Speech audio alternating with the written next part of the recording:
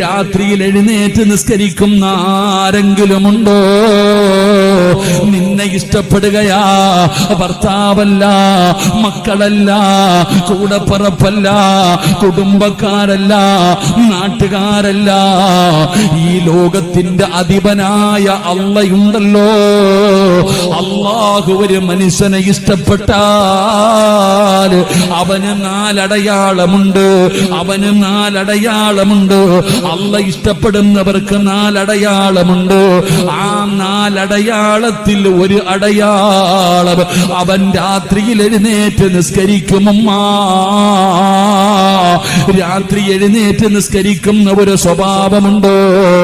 നിന്നെ അള്ള ഇഷ്ടപ്പെടുന്നുണ്ട്. അള്ളാഹുവിന്റെ വിശുദ്ധമായ ഖുർആൻ പറയുന്നു, ഒരു ദിക്ർ ഞാൻ പറഞ്ഞു തരാം, ഇത് ഇന്ന് മുതൽ അങ്ങ് പറയാൻ തുടങ്ങിക്കോ.